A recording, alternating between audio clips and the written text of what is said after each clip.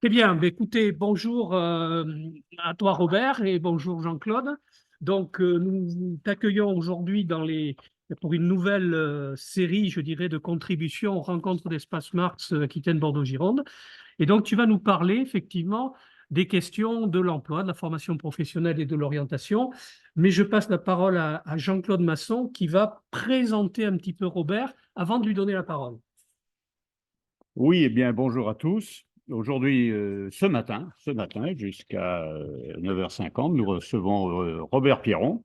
Alors, Robert, je l'ai bien connu il y a beaucoup d'années maintenant, Oh, très peu de temps. très peu de temps, c'est ça, quand il était chargé du contrat de plan régional au développement et à la formation professionnelle au Conseil régional D'Aquitaine. d'Aquitaine. Ce Voilà. n'était pas encore Je la n'ai nouvelle. pas connu la Nouvelle-Aquitaine, Voilà. je l'ai connue autrement. Puis, le temps de la retraite venu, il fut délégué régional de l'Association française pour le développement de l'enseignement technique, l'AFDET, Tout à fait. qui, je crois, a été créée en Deux. 1902. Deux. Ah, deux. Association 1901, créée en L'association, 1902. voilà, créée en 1902. Bon, c'est ce qui montre toute la compétence qu'il a et son expérience Et professionnelle son âge, 1902. et son âge. Et il va nous parler justement de cette thématique extrêmement importante de la formation technique, technologique, enfin bref, tous ces termes. À toi, Robert. Merci. Merci. Oui, alors vous avez tous vu le titre un peu ambitieux de ma contribution. Alors en fait, je vais être totalement honnête.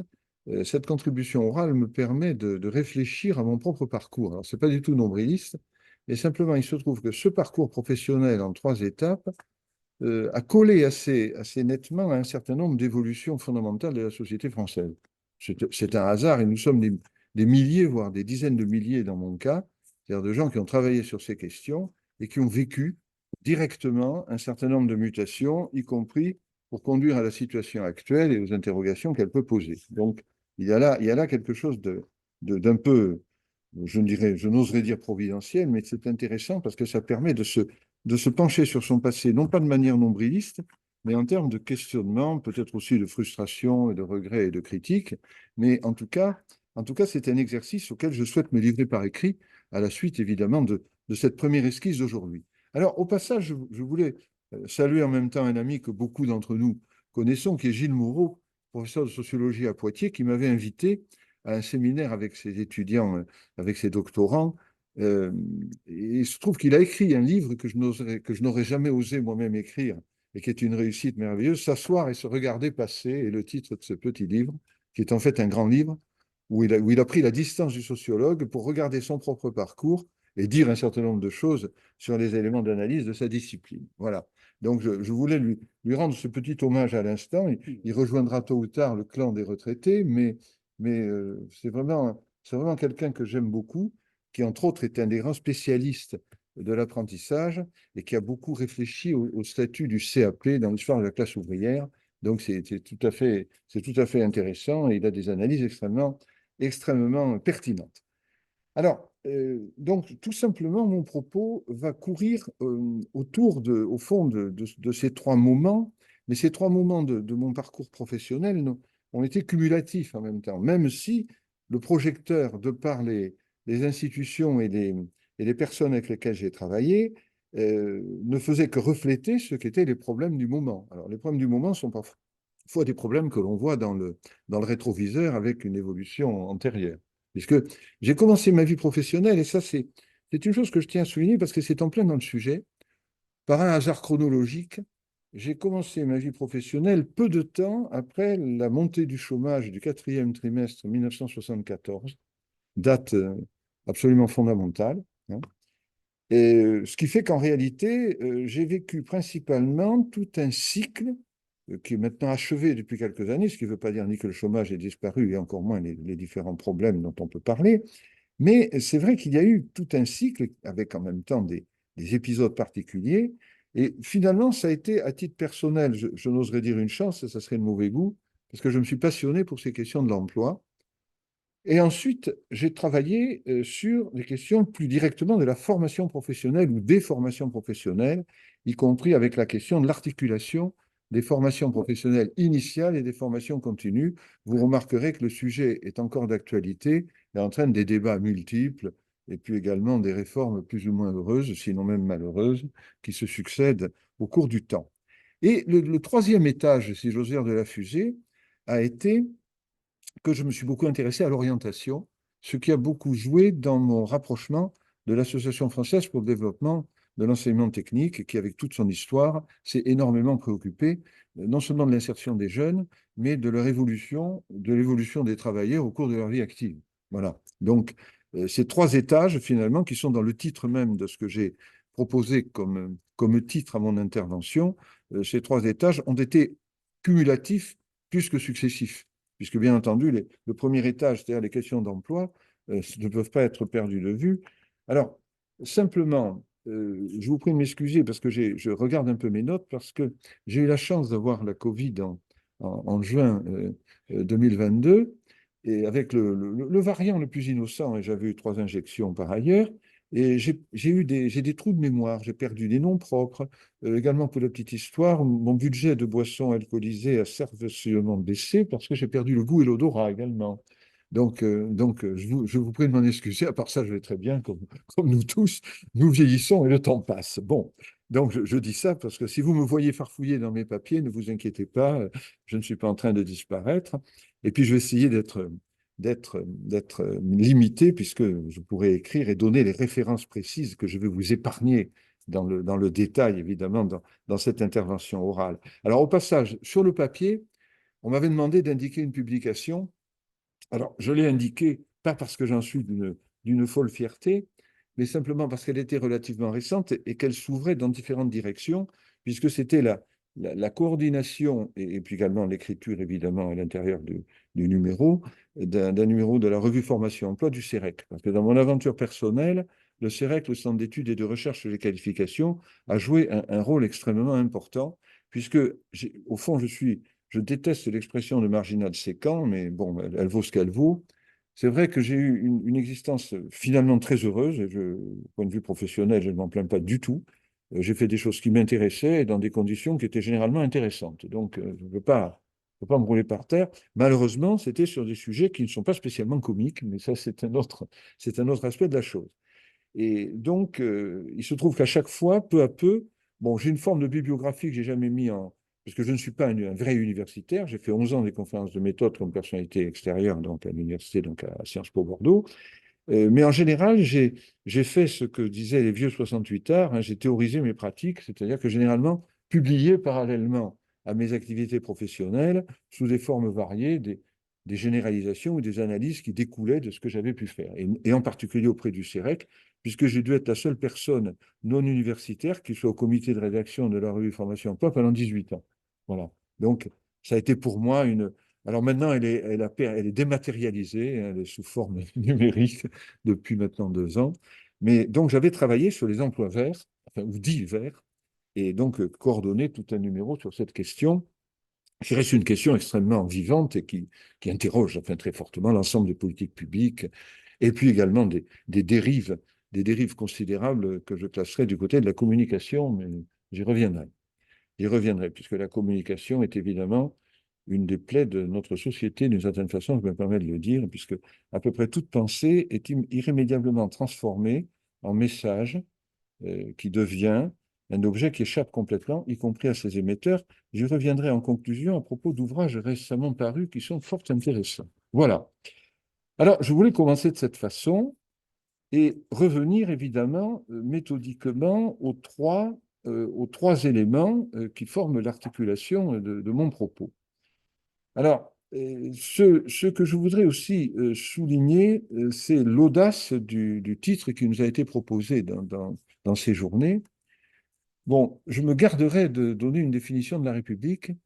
Simplement, ce que j'observe, c'est en permanence ce qu'il faut dire qui est une forme de mise en tension des formations de la société réelle, de la formation au sens social du terme, formation sociale de la société réelle et des formes institutionnelles, hein, parvenir à l'infrastructure et superstructure. Mais ce qui est vrai, c'est que la République et l'histoire de la République en France est particulièrement significative, riche, complexe, parfois contradictoire, sur le rapport au monde économique et social réel.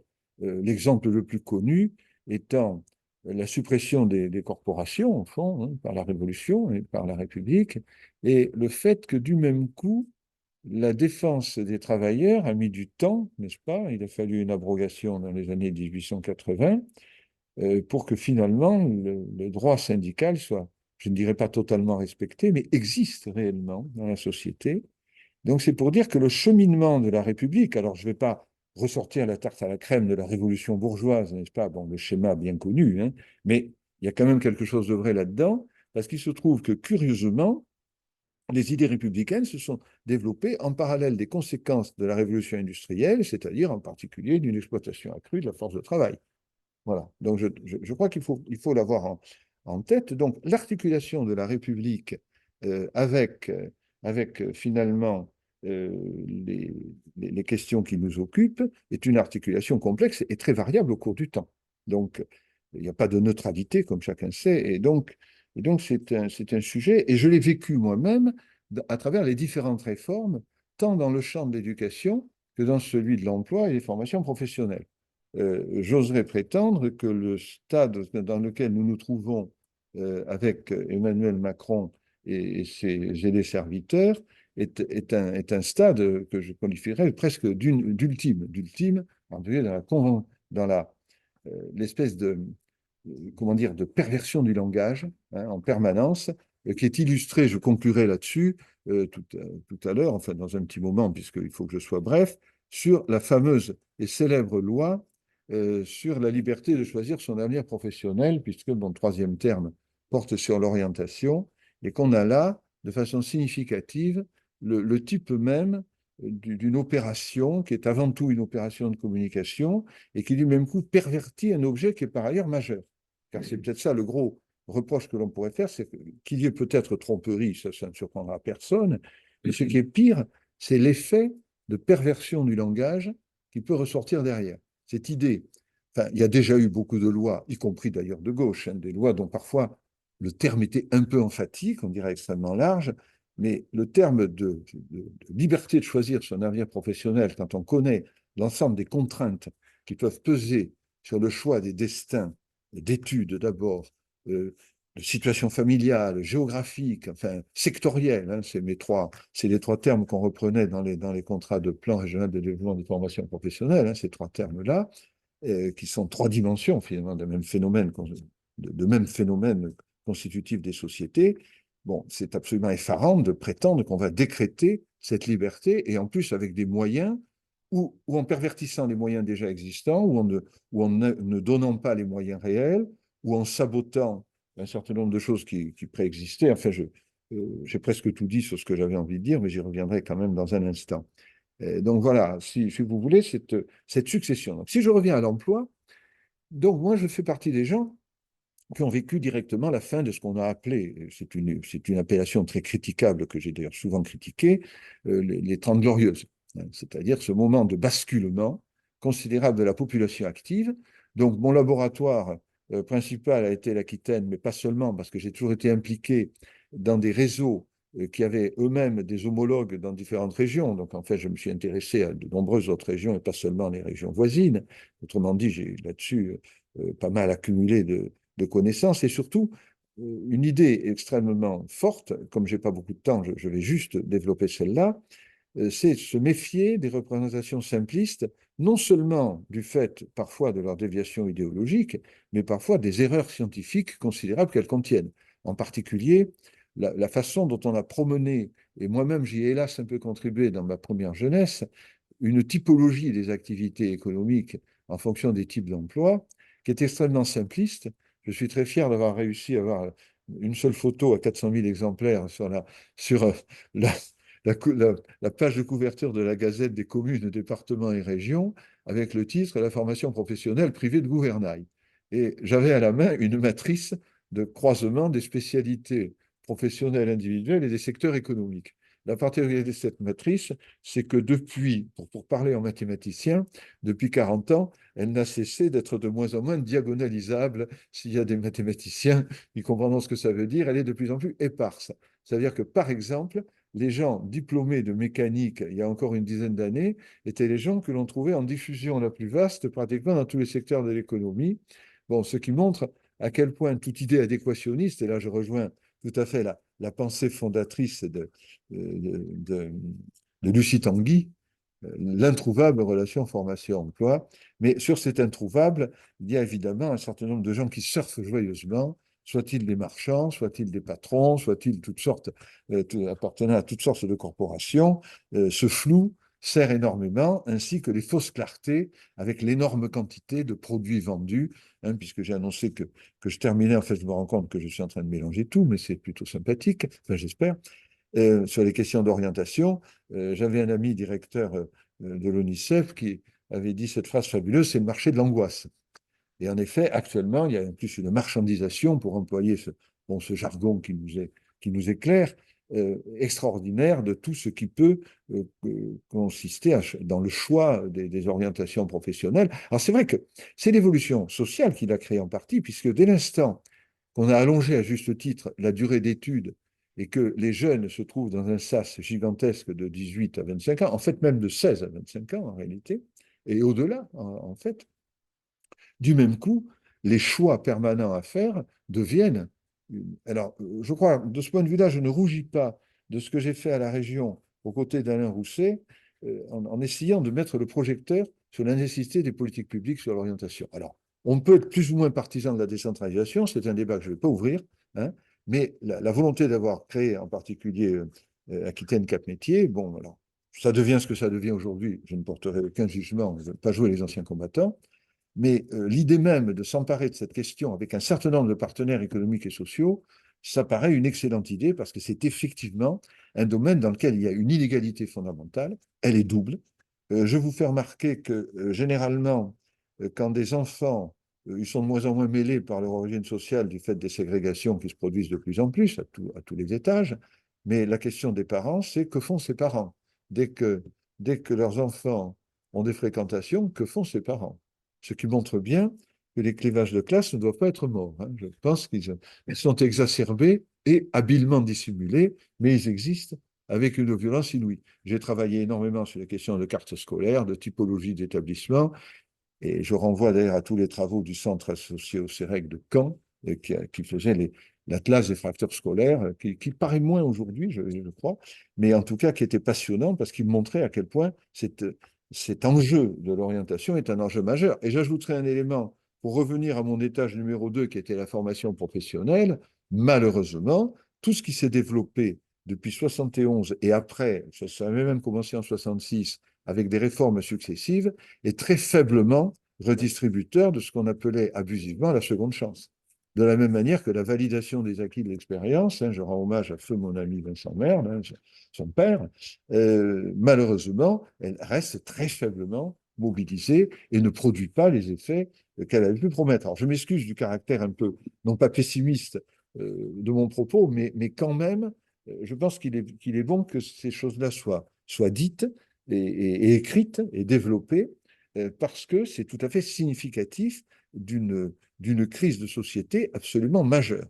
Alors, je me répète encore, parce que tant pis, je ne regarde plus mes notes, mais avec la perversion du langage, remarquez, elle est très vieille, la perversion du langage. Je vous rappelle que l'on parle de l'offre d'emploi, alors que l'offre véritable, c'est l'offre de travail des travailleurs qui est achetée par les employeurs. Et que donc, c'est un peu comme l'affaire du sens conventionnel du courant électrique, ça fonctionne en sens inverse. C'est quand même assez extraordinaire, cette imposture langue. Je vous offre un emploi, comme vous êtes bon.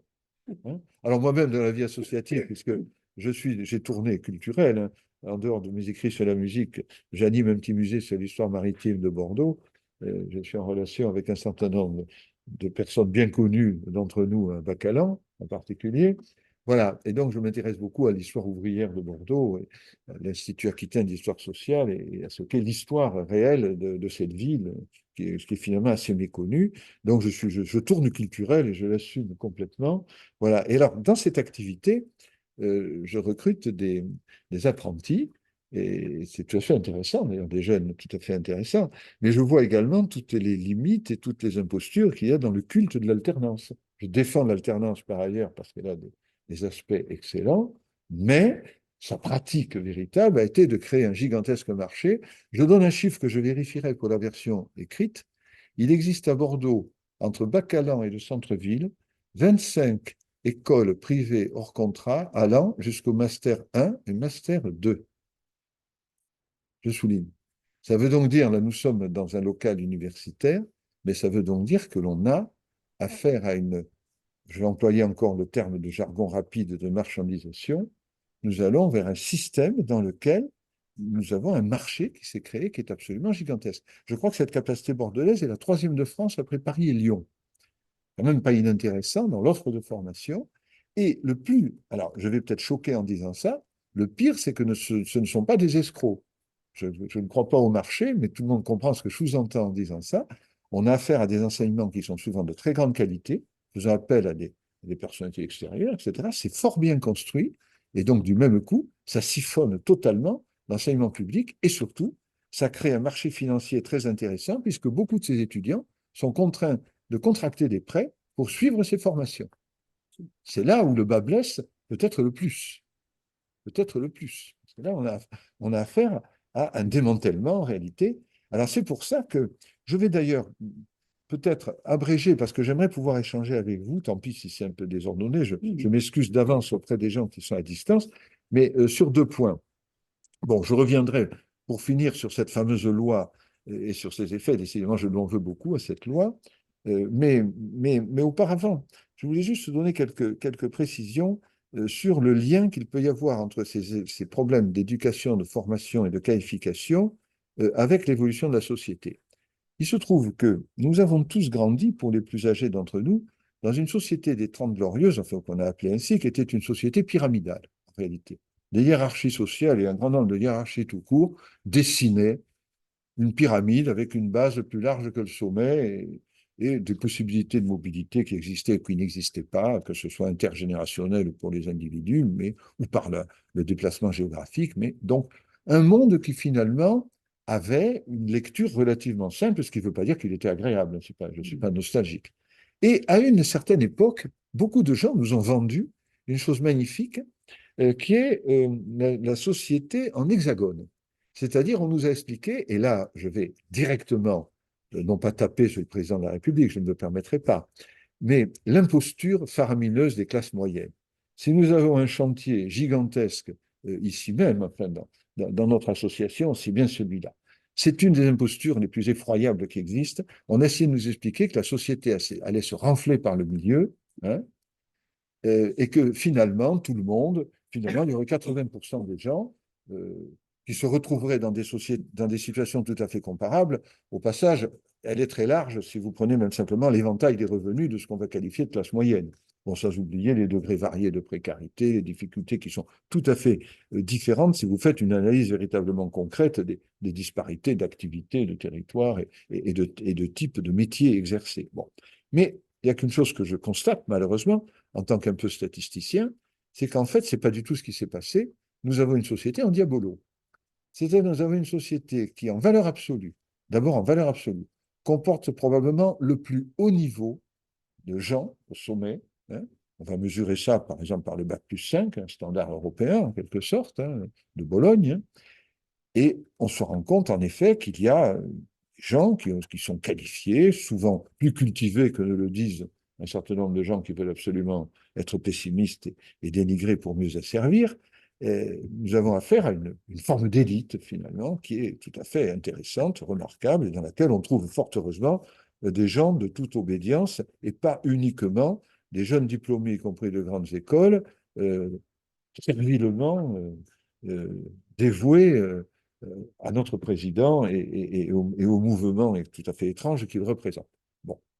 Donc ça, c'est quand même quelque chose de puissant. Et ce problème, c'est que parallèlement, ce fameux ventre très large qui devait exister dans l'hexagone comme nous avait prévu est en réalité en train de mincir. Et ça veut dire que parallèlement, il y a de plus en plus, en bas, symétriquement, de gens qui sont tombés au fond et qui tombent vite. Et pour ceux qui tombent complètement, ils ne se relèvent pas. Le taux de sortie des jeunes, de sortie positive des jeunes d'émissions locales, on le connaît, il varie peu. Donc ça veut bien dire que les gens en difficulté ont des chances de le rester. Je n'entrerai pas dans le débat, qui est en partie un faux débat, sur les retraites tel qu'il a été présenté, mais je constate en particulier que la situation des travailleurs âgés s'améliore faiblement. Il y a quelques opportunités, comme ils le disent dans le jargon, qui fait que des cadres, au prix d'ailleurs souvent de l'acceptation de rémunérations plus faibles, arrivent à s'insérer du fait de leur expérience, mais ça tient mécaniquement à l'évolution démographique. Hein. Alors là, je ne veux pas me lancer dans une digression, mais qui sera rappelée, j'avais beaucoup travaillé là-dessus à l'époque. On a complètement oublié que dans la montée du chômage, il y a eu un effet démographique dur, extraordinaire, qui était l'arrivée à l'âge de 60 ans et quelques années des classes creuses nées pendant la guerre de 14. C'est ce qui a aggravé dans des propos. Alors Barre s'en est servi comme excuse sur la montée du chômage, ça c'était exagéré, et il s'en est servi aussi pour inventer le processus de relève des remplacements des personnes âgées, d'accélérer le départ des gens âgés, hein, d'où tous les contrats qui ont pu être faits, qui ont permis aussi aux entreprises de dégraisser parfois dans des conditions scandaleuses, hein, avec tous les contrats qui ont pu être signés à cette époque. Mais reste que le phénomène démographique et économique était bien réel. Aujourd'hui, nous connaissons un phénomène non pas inverse, mais d'un ordre différent. C'est-à-dire, depuis cette année précisément, nous entrons dans les classes un tout petit peu moins pleines de la fin des Trente Glorieuses, de la transition démographique.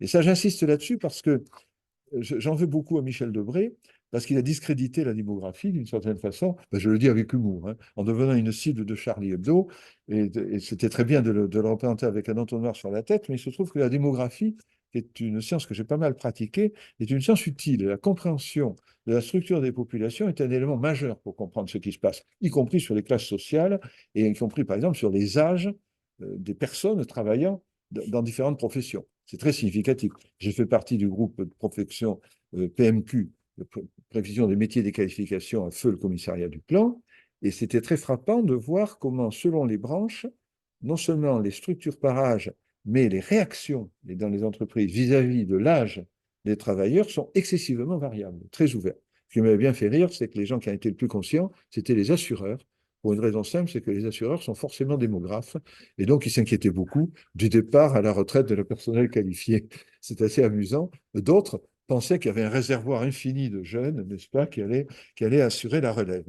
Donc voilà, et ça, je tenais quand même à dire ce genre de choses, parce que mon propos n'a aucune originalité et n'y prétend pas. Je crois qu'au contraire, il faut revenir vers des constats fondamentaux pour parfaitement essayer de comprendre ce qu'il en est des clivages de classe aujourd'hui, la façon dont ils s'expriment, la façon dont ils sont de moins en moins conscientisés, comme on dirait dans le barbarisme habituel, si j'ose dire, hein, mais ça dit bien ce que ça veut dire. Et je crois qu'il faut pas se laisser vendre de la fausse monnaie. Je conclurai sur quelques exemples de fausses monnaies cognitives. Par exemple, on nous explique qu'on a des big data, formidables les big data, qu'on a de l'intelligence artificielle pour comprendre ce qu'il y a dans les données. C'est merveilleux tout ça. C'est merveilleux, sauf que c'est une totale imposture. C'est une totale imposture. Je ne veux pas être plus élulien que de nature, mais quand même, là, je crois qu'il y a des choses à dire sur une critique des fausses progressions scientifiques et technologiques. C'est-à-dire, au bout, il y a quand même des choix humains, qu'ils soient collectifs ou individuels. Et moi, je n'ai pas du tout peur de l'intelligence artificielle, d'abord parce que c'est une expression de marketing, purement et simplement, et rien d'autre. Hein. C'est très pratique. On peut se servir effectivement de nous tous, autant que nous sommes, nous pouvons mobiliser des données. Il y a juste un problème que j'ai souvent posé, parce que j'ai aussi fait partie du Conseil national de l'information statistique, c'est comment les statistiques sont-elles construites.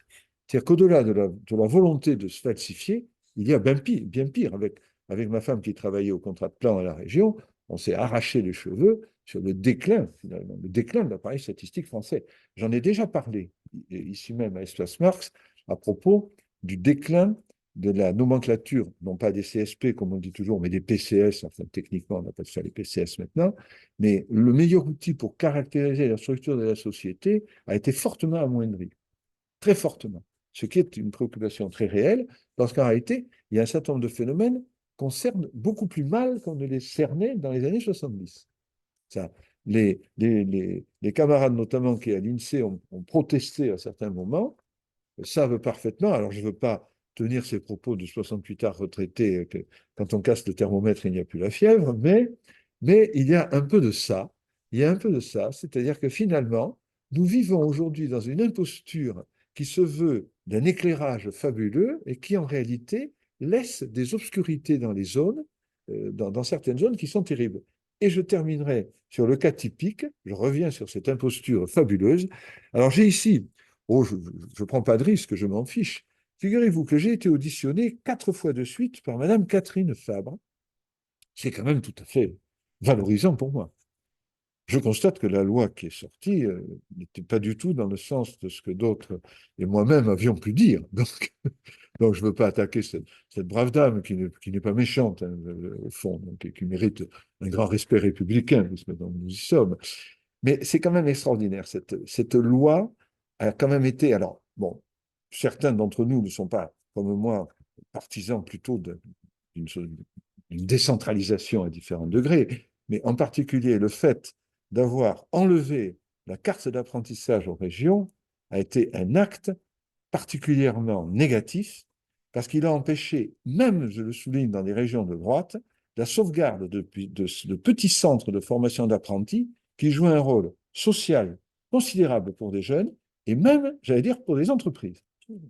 Et résultat, on a donné un pouvoir considérable aux gros CFA de branche. Donc on est retombé, on a redégringolé en arrière, ce qui est à décourager de l'idée de faire des réformes dans ce pays, je m'excuse de le dire de façon un peu prétentieuse, hein, mais c'est quand même complètement fou. Donc vraiment, alors j'ai été destinataire, comme j'avais été consulté, du grand volume qui a paru et qui expliquait à quel point cette loi a eu des aspects merveilleux. Simplement, alors parmi ces séquelles, il y en a une, c'était mon deuxième point que j'avais prévu pour conclure, qui a été la création de ce ministère extrêmement étrange, hein, le ministère Enseignement et Formation professionnelle, hein, dont Madame Carole Grandjean est la titulaire, et qui vise tout simplement à détacher l'enseignement professionnel de l'éducation nationale. Acte d'une extrême gravité, que j'ai même entendu des patrons déplorer. C'est une lourde bêtise, hein, excusez-moi de le dire comme ça, parce qu'il est complètement absurde de dissocier. Moi, je me suis battu toute mon existence pour éviter cette dichotomie qui, en même temps, est une sorte de front de classe, mais au sens le plus, pas au vrai sens politique du terme, mais au sens le plus médiocre du terme, c'est-à-dire que les travailleurs manuels, finalement, n'ont pas besoin de culture, hein, c'est bien connu, hein, ils ont besoin d'une spécialité, hein, pour se vendre encore mieux. Vous voyez, pour votre avenir, il vaut mieux que vous fassiez un peu plus de formation élémentaire à un métier, plutôt. Voilà, je vois que certains amis ont des références historiques importantes. Voilà. En fait, c'est quelque chose qu'il faut absolument dénoncer et empêcher. D'autant, alors là, je vais être moins gentil avec beaucoup d'amis en même temps. J'ai passé ma vie à connaître les conflits compliqués entre les gens s'occupant de formation initiale, donc lisez ministère de l'Éducation nationale, et les gens s'occupant de formation professionnelle continue, lisez ministère du Travail. Jusqu'à entendre, par exemple, de braves amis de mission locale dire l'éducation nationale fait très mal son boulot, heureusement qu'on est là. Bon, des gens de gauche, par ailleurs. Bon, c'est quand même, on peut critiquer foule de choses dans l'éducation nationale et dans son fonctionnement, mais ce type de propos consiste à se tirer des balles dans le pied, magnifiquement. Et ça, on l'a fait. Je suis prêt à écrire longuement sur ce sujet, parce que c'est une expérience tout à fait tragique. Et la NPE, enfin maintenant Pôle emploi, qui a encore changé de nom, disant heureusement qu'on est là pour rattraper, n'est-ce pas? Bon, ça, c'est catastrophique. Je vais m'arrêter là-dessus et peut-être juste sur un petit point sur des lectures possibles. Il a paru 2 ouvrages, une nourrice. On va peut-être le montrer. Oui, mais non, je n'ai pas les ouvrages. Ça c'était mon petit schéma. Je ne les ai pas ici parce que si, je crois que j'en ai un.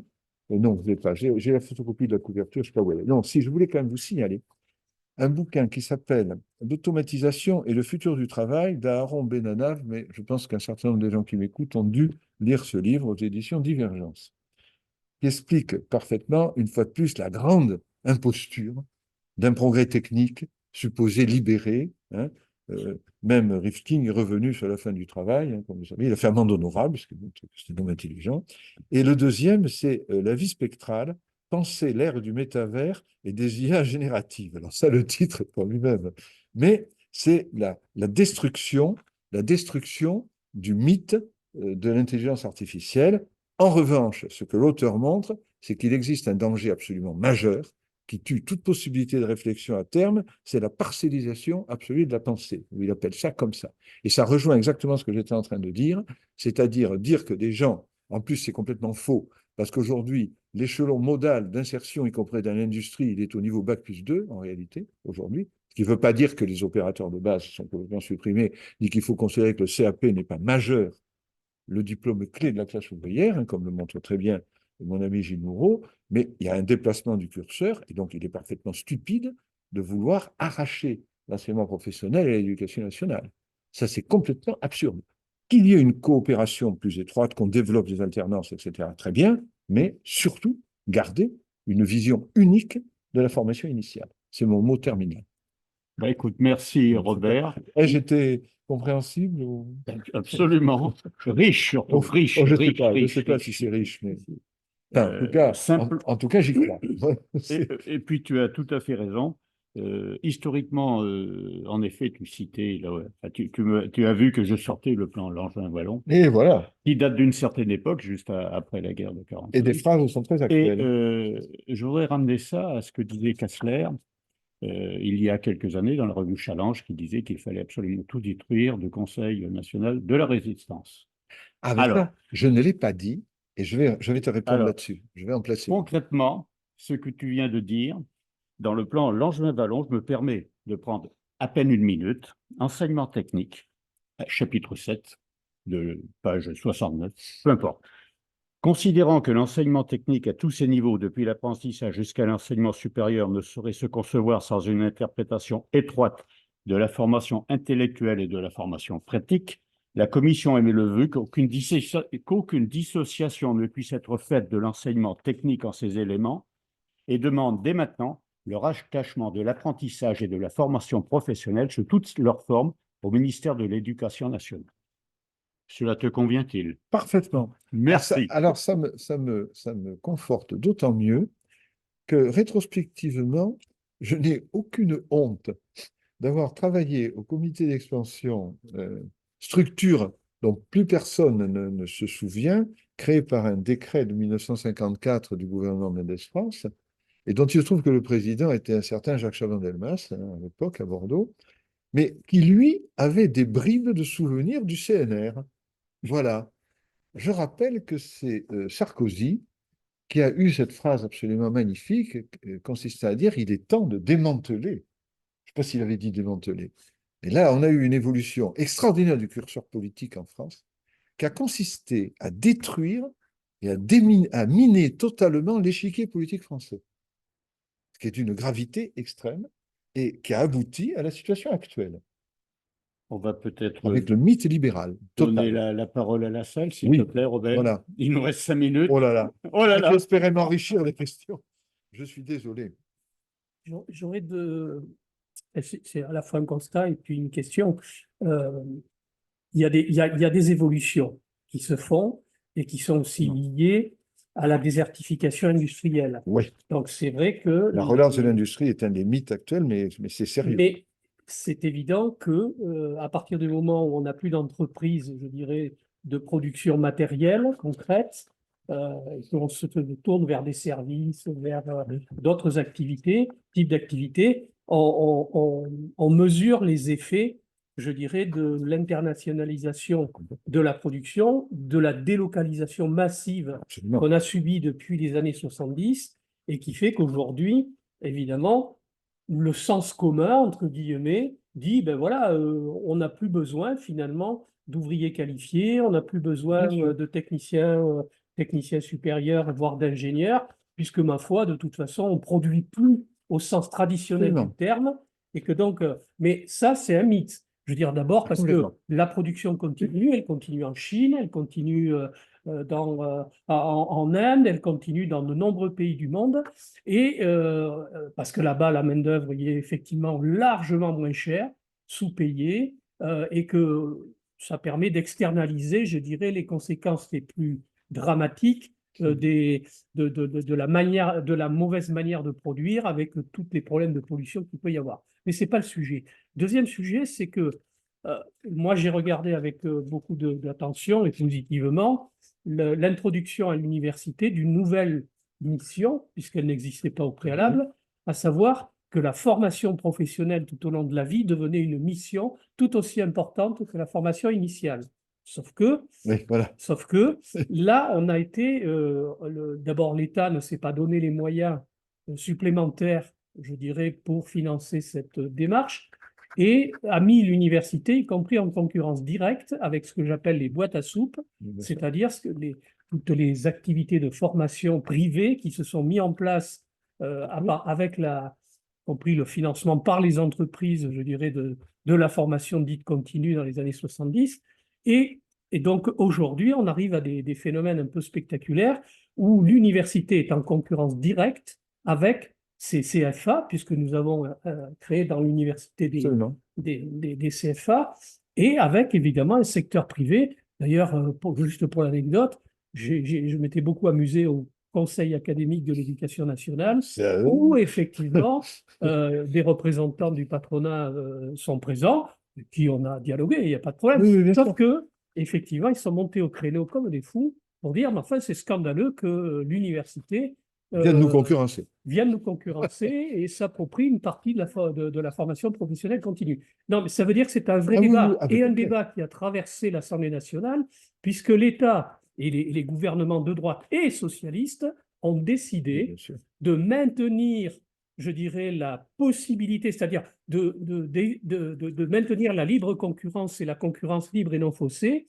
en créant les conditions de régulation pour empêcher les universités, notamment, de mettre, alors ça a un peu changé récemment, mais de mettre à disposition pour l'organisation du travail, de formation, la préparation des formations, etc., de mettre à disposition des fonctionnaires et donc tout étant financé, je dirais, ou cofinancé par la rémunération des stages que l'université organise. Bon, je m'en arrête là. Non, non, Mais la question mais tu as centrale, quand raison. même, Tu as raison, je voulais qui en reste parler. posée, Tout à fait. c'est quand même est-ce que la Oui, la voie question industrielle. Ça. technologique et la voie Ah, professionnelle doit rester une voie dès le collège et le lycée, parce que ce n'est pas simplement un oui, bien sûr. problème d'université, et deux, euh, ce qui n'est pas le cas aujourd'hui, hein, c'est-à-dire que là, on est en train de livrer au privé, je dirais, toute oui, la formation depuis en bas bien sûr. jusqu'au Et ce sont des diplôme les plus entreprises, élevés. et Je malheureusement, m'arrête. ne sont plus uniquement des marchands de soupe.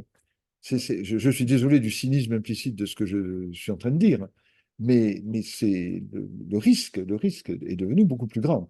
Parce que c'est vrai que dans les années qui ont suivi 71, il y a eu une explosion, moi je sais, ayant été donc directeur de Carif, dans l'offre de formation, et vraiment de tout, on va dire. Hein.